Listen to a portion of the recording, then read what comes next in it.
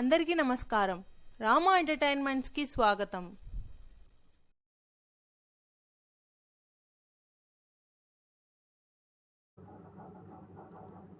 ఈ రామేశ్వరం టెంపుల్ గురించి, దాని వండర్స్ గురించి మనం ఈరోజు పూర్తిగా వివరంగా తెలుసుకుందాం. ఈ వండర్స్లో మొదటిది ఏంటంటే ఈ అగ్ని తీర్థం. ఇక్కడ ఏంటంటే వండర్, ఇక్కడ సముద్రంలో అలలు లేని సముద్రం, చెరువులాగా ఉంటుంది. ఎక్కడ కదిలటము, అలలు రావడము ఇలాంటివి ఏమి ఉండవు. స్టిల్ వాటర్, బావిలో నీళ్ళు ఎలా ఉంటాయో ఆ విధంగా ఉంటాయి. ఇది ఒక ప్రత్యేకత ఇక్కడ. This is one of the wonder. ఇకపోతే ఈ గుడి లోపల ఇక్కడి నుంచి ఇక్కడ స్నానం చేసిన తర్వాత ఏం చేయాలి? లోపల 22 తీర్థాలు ఉంటాయి. ఈ 22 తీర్థాలు కానీ చూసినట్టయితే మీకు లోపలికి ఇట్లా వచ్చి ఇక్కడ ఈ దారి గుండా గుడికి ఎదురుగా నేరుగా రోడ్డు ఉంటుంది, నేరుగా గుడిలోకి వెళ్ళచ్చు. ఇక్కడ లెఫ్ట్ సైడ్ టికెట్లు ఇస్తారు. లోపలికి వెళ్ళాలన్నట్టయితే టికెట్ తీసుకొని 22 బావుల్లో మొత్తం చుట్టూత ఈ కాంపౌండ్ అంతటి లోపల 22 బావులు ఉంటాయి. ఒక బావి నుంచి ఇంకో బావికి పోయేదానికి నంబరింగ్ వేసి ఉంటారు. దాని మీద డైరెక్షన్ యారోస్ పెట్టి ఉంటారు. దీనికి ఒక 25 రూపాయలు టికెట్ తీసుకొని వెళ్ళాలి. బకెట్తో నీళ్లు పోస్తుంటారు అందరికి. అది ఈ బకెట్తో నీళ్లు పోయటం అనేది ఇప్పుడు మనం చూసినట్టయితే ఈ వెల్స్ అన్నీ కూడా వింత ఏంటంటే బావులు పక్క పక్కనే ఉన్నా వేరే వేరే రుచులతో ఉంటాయి. అర్థమైందా? అన్ని బావులు పక్క పక్కనే, కొన్ని బావులు 2 బావులు పక్కన ఉంటాయి. ఒక దగ్గర 3 బావులు పక్కన ఉంటాయి. ఇంకో దగ్గర 3 బావులు పక్కన ఉంటాయి. పక్క పక్కనే ఉన్న 3 బావుల్లో రుచులు వేరు. అన్నీ ఇదే కాంపౌండ్. ఇది మొత్తం 15 ఎకర్స్. ఈ 15 ఎకరాల్లో ఉండే నేలల్లో ఉండే వాటిల్లోనే ఈ బావులన్నీ ఉంటాయి. 22 బావులు ఉంటాయి లోపల. అది అందువల్ల ఈ 22 బావులని జాగ్రత్తగా మనం గమనించినట్టయితే నీళ్లు చేదే కొద్ది నీళ్ళు వస్తుంటాయి, కానీ రుచులు వేరు. అది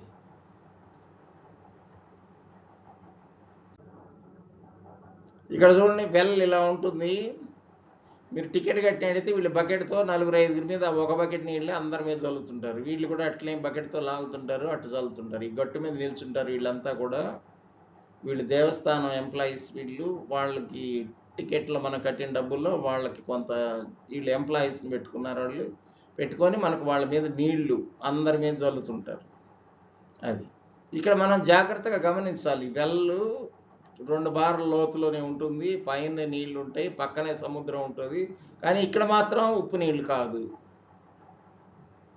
ఈ పాయింట్లు ఎలా ఐడెంటిఫై చేశారనేది పెద్ద వండర్. ఇంకెక్కడ ప్రపంచంలో ఎక్కడా కూడా ఇలాంటి బావులు లేవు. 22 బావులు ఉన్నది ఒక కాంపౌండ్ లోపల. 22 బావులు స్నానం చేసేది ఎక్కడా లేదు.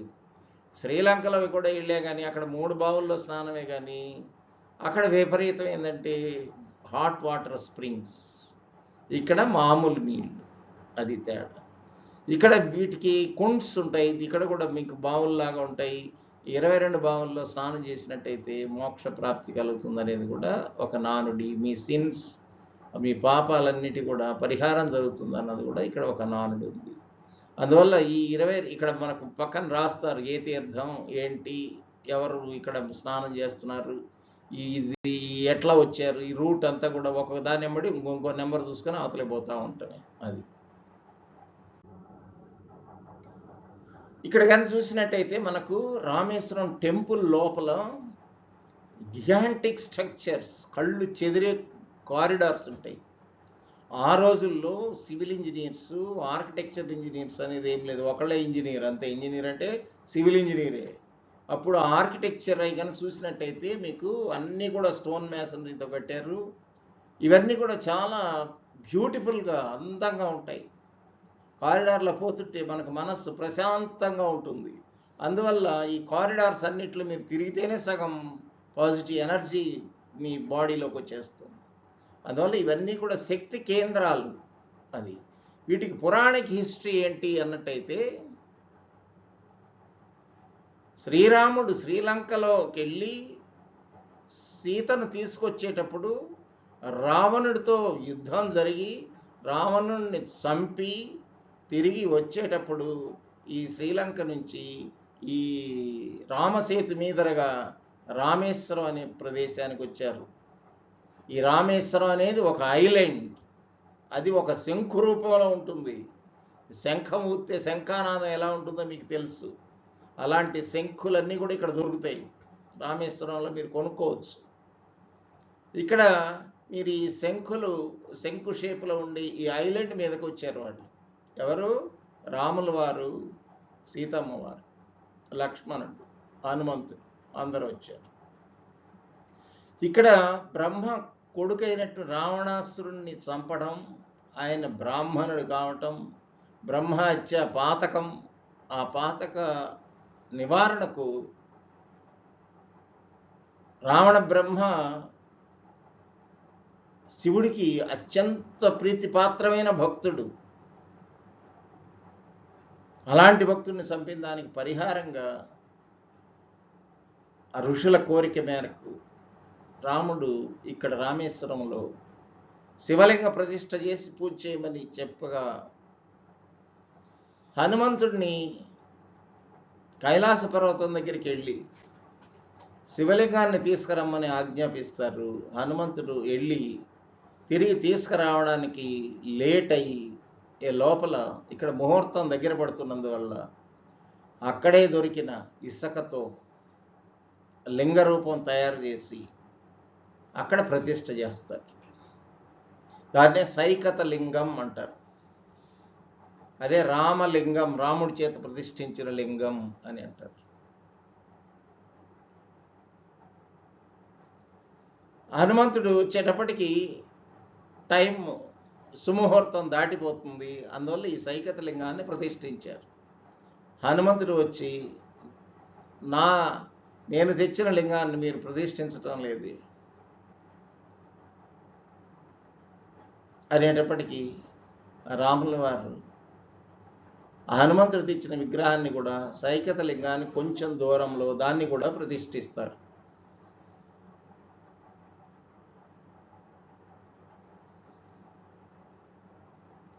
దాన్ని రామలింగమని, దీన్ని విశ్వలింగమని అంటారు. ఈ రెండు లింగాల లోపల ప్రతిష్ఠించడం జరిగింది గుళ్ళో. ఇది రాముల వారు, సీతమ్మ, హనుమంతుడు, లక్ష్మణుడు సమక్షంలో జరిగినవి ఇవన్నీ కూడా. ఇది కల్పితం కాదు. రామాయణంలో ఉన్న అన్ని కల్పితాలు అనుకుంటున్నారు, కల్పితం కానే కాదు. ఇప్పటికీ సాక్ష్యాధారాలతో అక్కడ ఈ ఇసుక లింగం ఉంది, సైకత లింగం, ఇటుపక్క హనుమంతుడు వేదించిన లింగం ఇటుపక్క ఉన్నది. రెండు లింగాలు మనం గమనించవచ్చు. ఎప్పుడు జరిగింది ఇది? త్రేతాయుగం కాదు, కృతయుగం, త్రేతాయుగంలో జరిగిన ఘటన ఇది. కాకపోతే ఈ టెంపుల్ ఇవన్నీ కూడా రెనోవేట్ చేయడం జరిగింది. ఒక 1500 years బ్యాక్ నుంచి రెనోవేషన్ మొదలైంది. రకరకాలుగా రెనోవేషన్ చేశారు తప్పితే ఒరిజినల్ విగ్రహాలను, వాళ్ళు ప్రతిష్ఠించిన లింగాలను ఎవ్వరూ తీయలేరు.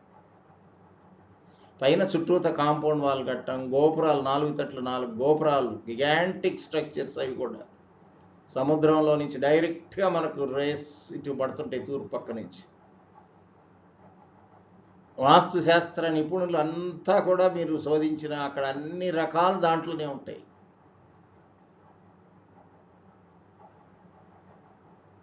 ఇవన్నీ కూడా ఈ గిగాంటిక్ స్ట్రక్చర్స్. ఇక్కడ చూడండి, ఒక్కొక్క వరండా కానీ చూసినట్టయితే మీరు పోతుంటే మీకు ఇక్కడే సగం ఎనర్జీ, పాజిటివ్ ఎనర్జీ వస్తుంది. ఈ ఒక్కొక్క వరండాస్ కానీ చూసినట్టయితే మీకు ఇంకేం చేయబనిలే ఇక్కడ. తర్వాత ఆ సైకత లింగాన్ని, ఆ హనుమంతుడు ప్రతిష్ఠించిన విశ్వలింగాన్ని మొత్తం 2 చేసుకుంటే మీకు సగం సిన్స్, మీ యొక్క పాపాలన్నీ పరిహారం జరుగుతుంది.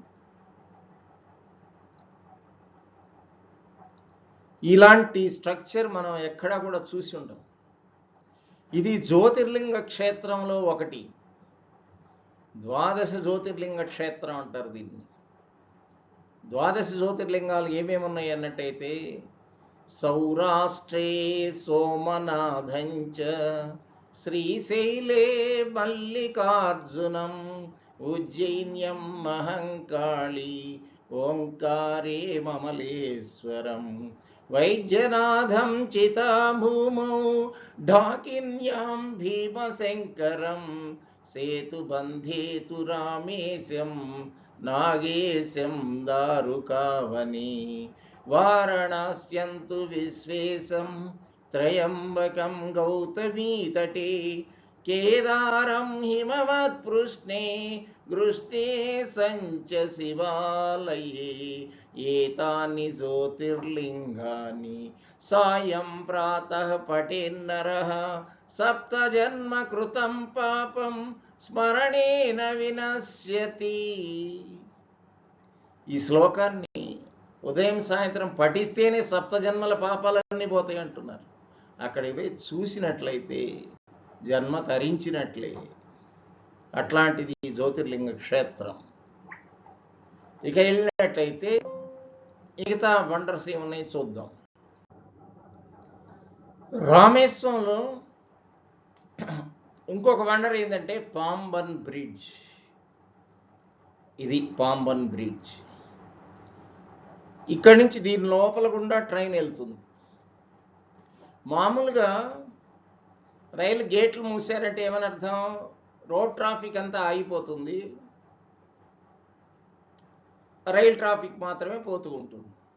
ఇక్కడ రివర్స్. ఇక్కడ ఆ రెండు కాకుండా వెరైటీగా ఉంటుంది. ఇక్కడ పడవలు పోవాలంటే ఈ రైల్ ట్రాఫిక్ ఆపేస్తారు, పడవల్ని ఈ విధంగా లిఫ్ట్ చేస్తారు, ఈ బ్రిడ్జిని, పడవలు వెళ్ళిపోతాయి. పాంబన్ బ్రిడ్జ్ ఎక్కడ కట్టారు? ఇది మెయిన్ ల్యాండ్కి పాంబన్ ఐలాండ్కి మధ్యలో 2.2 కిలోమీటర్ల లెంత్ కట్టారు. ఇది ఎప్పుడు ఓపెన్ చేశారో తెలుసా? నేను పుట్టలేదు, వ్యూయర్స్ కూడా చూసి ఉండరు, మీరు కూడా పుట్టి ఉండరు. అప్పుడు కట్టిన బ్రిడ్జ్ ఇది. 1914 ఫిబ్రవరి 24వ తేదీ దీన్ని ఓపెన్ చేశారు. Very old bridge, a గిగాంటిక్ marvellous structure of civil engineers. ఆ రోజుల్లో ఇక్కడ ఏంటో తెలుసా? సముద్రంలో కట్టిన bridge. Bela first bridge, longest bridge constructed in 1914. And it works nearly more than 100 years life. You can imagine how strong they built it.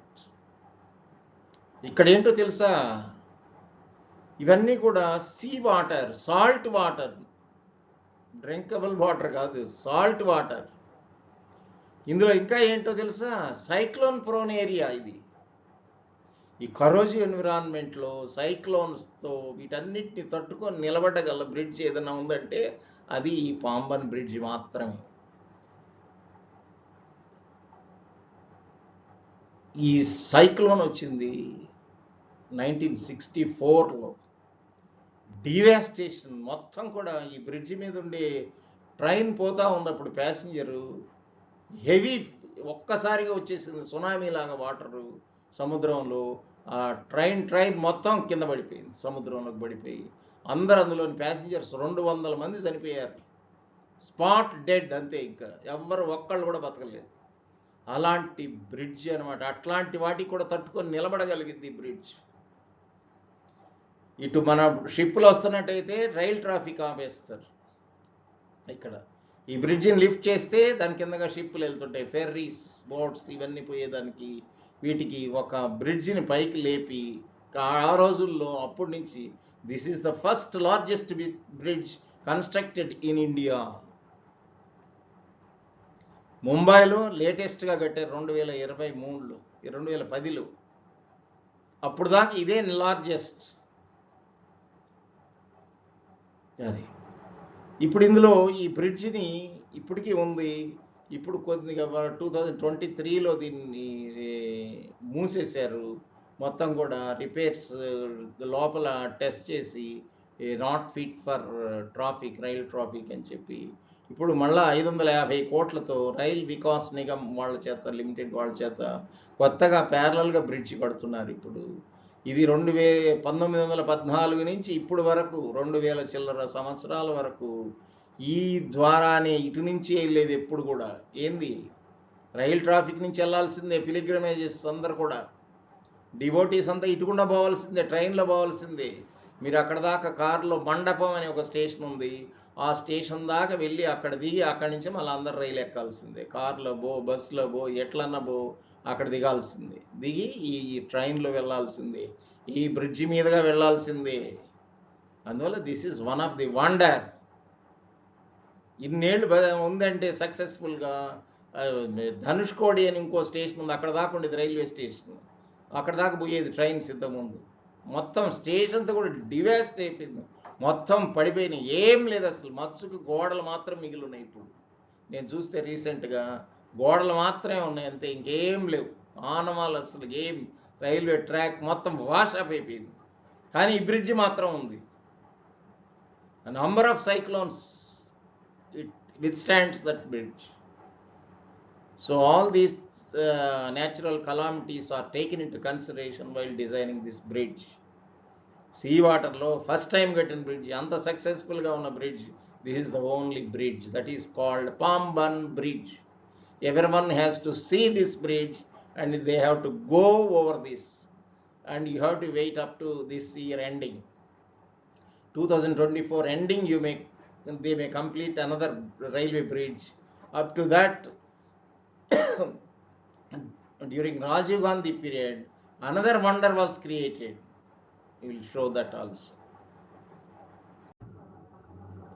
ఈ రామేశ్వరంలోని ఇంకో wonder ఏంటంటే ఈ హైవే బ్రిడ్జ్, NH49లో ఈ బ్రిడ్జ్ మెయిన్ ల్యాండ్ నుంచి ఐలాండ్ ఏది, ఈ Pamban island, అంటే రామేశ్వరం ఉండే ప్రదేశాన్ని పాంబన్ ఐలాండ్ అంటారు.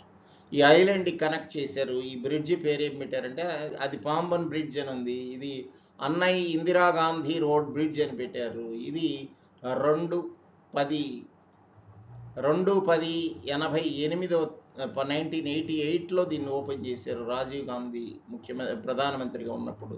ఇది 2.34 కిలోమీటర్స్ లెంత్ ఉంటుంది. దీని గురించి కూడా మనం చాలా జాగ్రత్తగా, ఎన్నో కష్టాలు ఫేస్ చేశారు వాళ్ళు.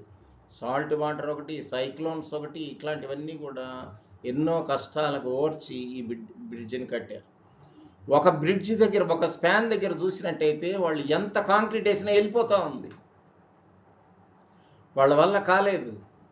నాకు తెలిసి పురాణ హిస్టరీ ప్రకారం అక్కడ వెల్ ఉంటుందని అనుకుంటున్నాను నేను. సీతమ్మ వారు వచ్చేటప్పుడు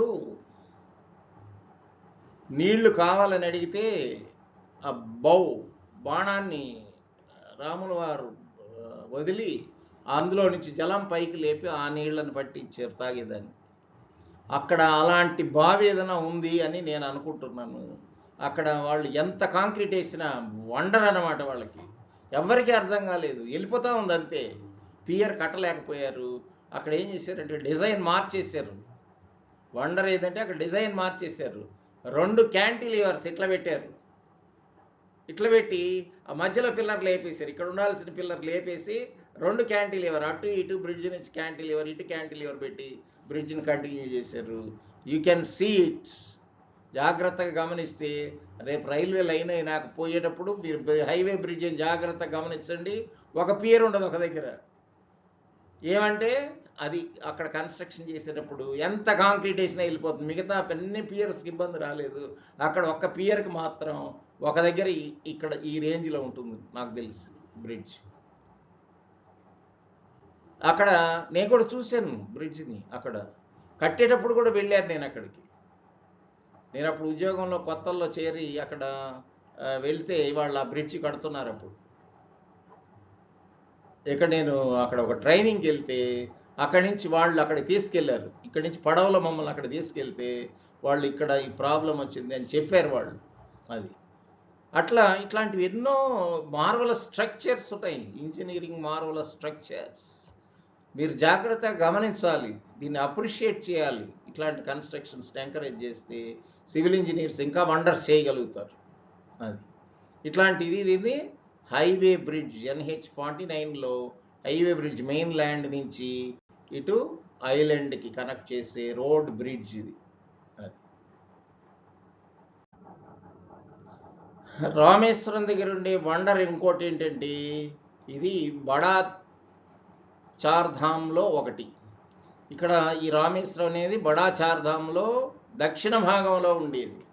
ఉత్తర భాగంలో ఉండేది బద్రీనాథ్, తూర్పు భాగంలో ఉండేది పూరి జగన్నాథ్, ఇటు పడమర భాగంలో ఉండేది ద్వారకానాథ్, ఇటు ద్వారక. ఈ నాలుగిటిని చార్ధామ్ అనేవాళ్ళు. ఇప్పుడు అవి మర్చిపోయారు జనాలు. మర్చిపోయి ఈ ఉత్తరాఖండ్లో ఉన్న 4 గుళ్ళనే చార్ధామ్ అనుకుంటున్నారు. అవి ఏంటి అంటే యమునోత్రి, గంగోత్రి, కేదారినాథ్, బద్రీనాథ్. ఈ 4 ఏమంటారు? చార్ధామ్ అంటారు. ఇవి చోటా చార్ధామ్. ఇది బడా చార్ధామ్ ఏదంటే ఇది రామేశ్వరం, పూరి జగన్నాథ్, ద్వారకానాథ్, బద్రీనాథ్. ఈ 4. ఇక్కడ ఇది ఐలాండ్లో ఉంటుంది. ఏది? రామేశ్వరం. రామేశ్వరం ఐలాండ్లో ఉంటుంది. ఇక్కడ పూరి జగన్నాథ్ బే ఆఫ్ బెంగాల్ దగ్గర ఉంటుంది. ఇటేముండే ద్వారకానాథ్ అరేబియన్ సీ పక్కన ఉంటుంది. ఇక్కడ ఉండేది బద్రీనాథ్ హిమాలయ పర్వతాల పైన ఉంటుంది.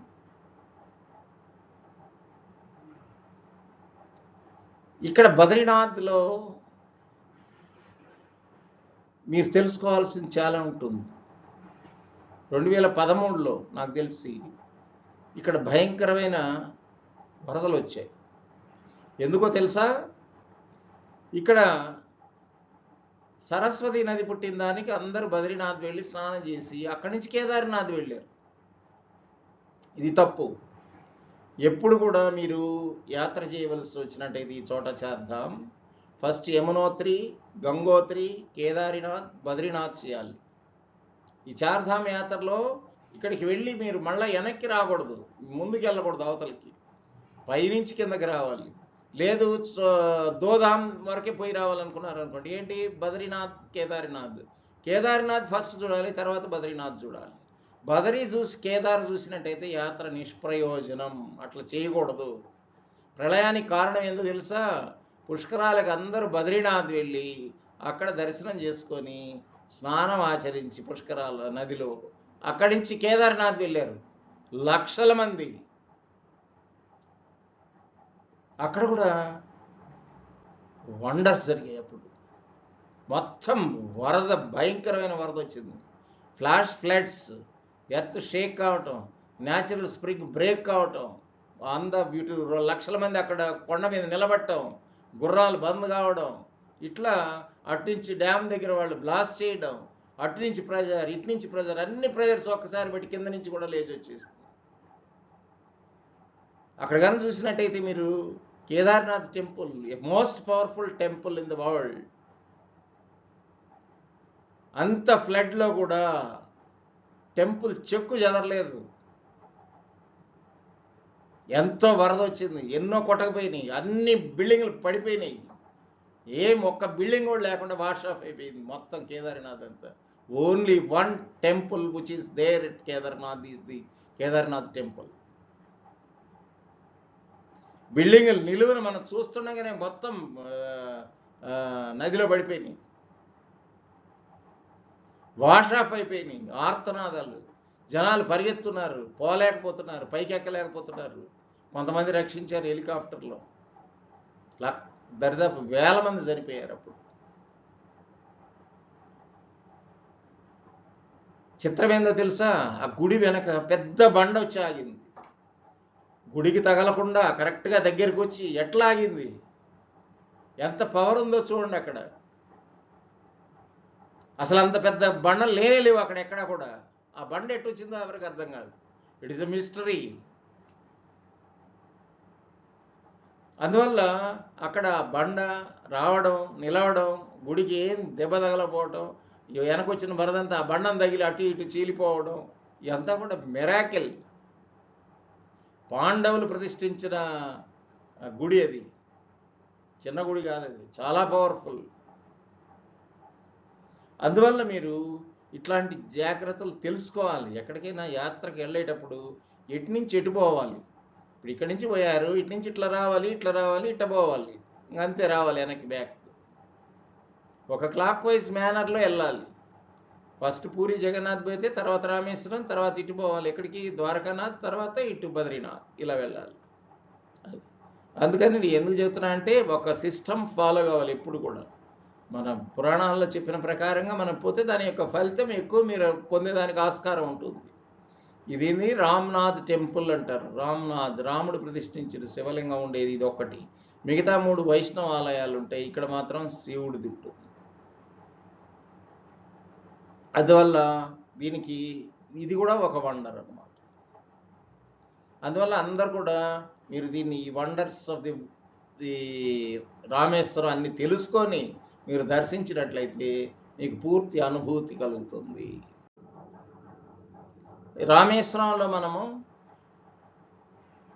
బజార్లో ఆ సముద్రంలో దొరికి ఈ గవ్వలన్నిటితో రకరకాల ఐటమ్స్ తయారు చేసి మీ హౌస్ని బ్యూటిఫై చేసేదానికి వీటన్నిటిని ఈ డివోటీస్ అంతా వచ్చిన వాళ్ళంతా ఒక మధుర స్మృతుల్లాగా వీటిని కొనుక్కొని వెళ్తుంటారు. ఇక్కడ గవ్వలు కొంటుంటారు, ఇంటికి వెళ్ళి గవ్వలు ఆట ఆడుతుంటారు. గవ్వల్లో ఎంతో పవర్ ఉందనే సంగతి తెలియదు. ఈ గవ్వలు చాలా ముఖ్యమైనవి. శంకులు ఇట్లాంటివన్నీ కూడా వీళ్ళ దగ్గర అమ్ముతుంటారు. ఈ గవ్వలతోటి మన మిర్రర్స్ తయారు చేస్తారు, గవ్వలతోటి కర్టన్స్ లాగా తయారు చేస్తారు. ఈ గవ్వలతోటి అన్ని రకాల వెరైటీస్ అన్నీ కూడా దీంతో తయారు చేసి ఉంటారు. ఇట్లాంటివి మనకు నార్మల్గా ఎక్కడ దొరకవు గవ్వలు, సముద్రం ఒడ్డు కాబట్టి అక్కడ దొరికినవన్నీ వాళ్ళు అది ఒక ఉపాధిలాగా పెట్టుకొని ఇవన్నీ కూడా చేసి అమ్ముతుంటారు. యాత్రికులు వెళ్ళిన వారు వీటిని కూడా కొనుక్కుంటూ ఉంటారు.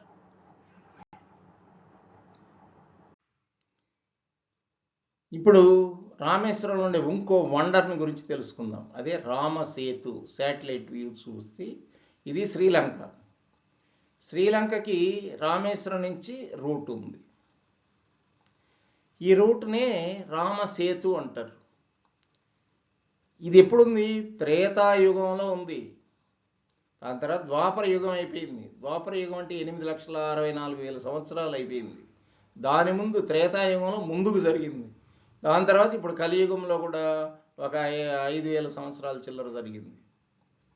అంటే ఎంత పూర్వమైంది, ఎన్ని లక్షల సంవత్సరాల కిందటితో గమనించండి. ఇది అన్ని సంవత్సరాలకి అయ్యి ఇక్కడ cyclones, natural weathering agencies, salt వాటర్లో ఉండటం, వీటన్నిటి వల్ల వీటి యొక్క గుణాలని కోల్పోయింది. ఫ్లోటింగ్ బ్రిడ్జ్ లాగా ఉండేది.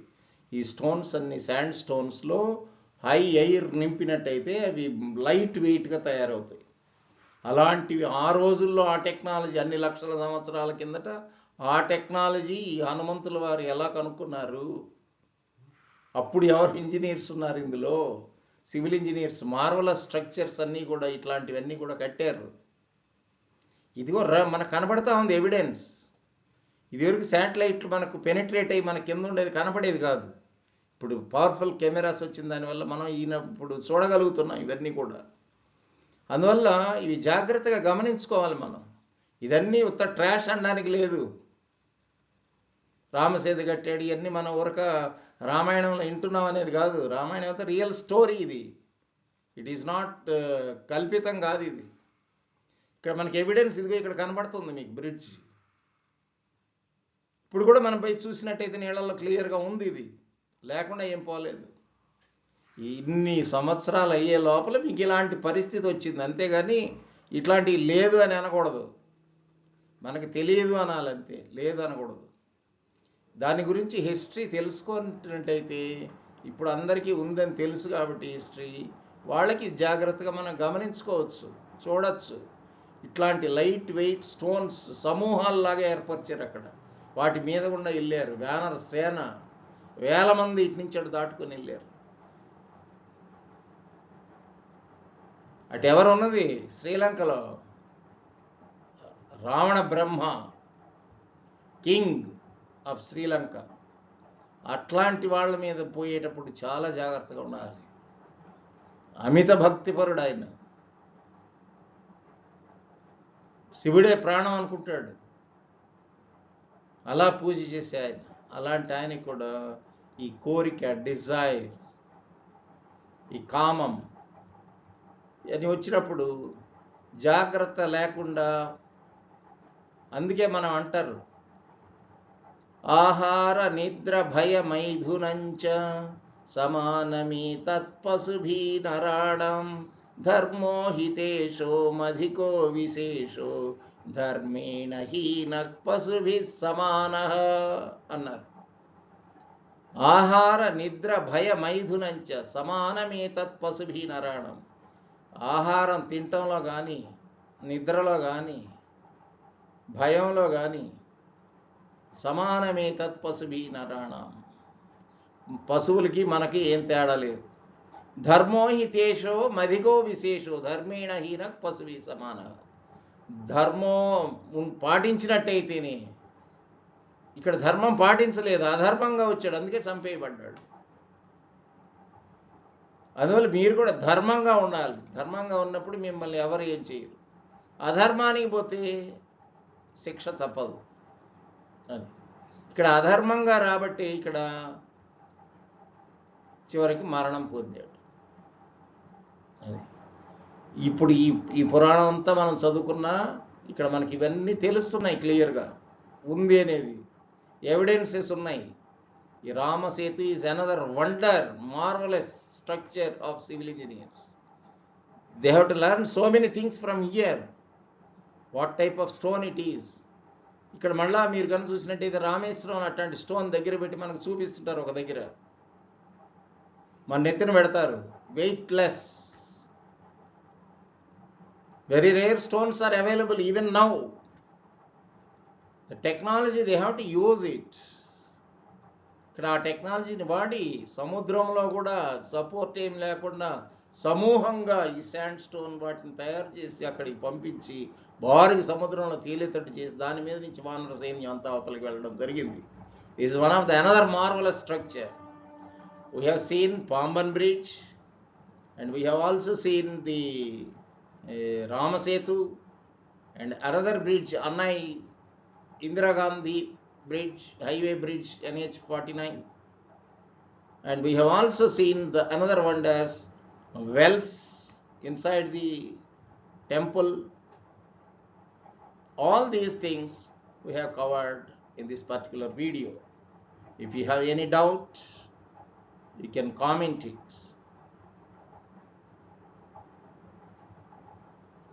ఎవరికైనా ఏమైనా సందేహాలు ఉంటే ఈ వీడియోలో కామెంట్ రూపంలో తెలియజేయండి.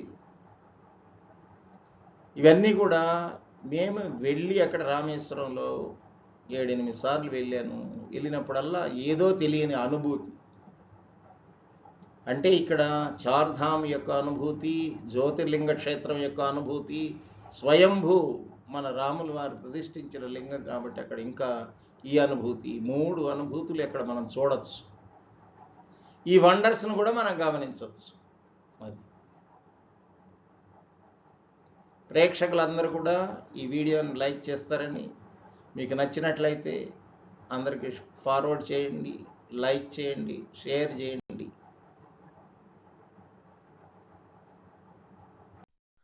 మీకు గనక ఈ వీడియో నచ్చినట్లయితే please do like, comment, share and subscribe for more videos. Bell icon press చేయడం మాత్రం మర్చిపోకండి ఫర్ ఇమీడియట్ నోటిఫికేషన్స్.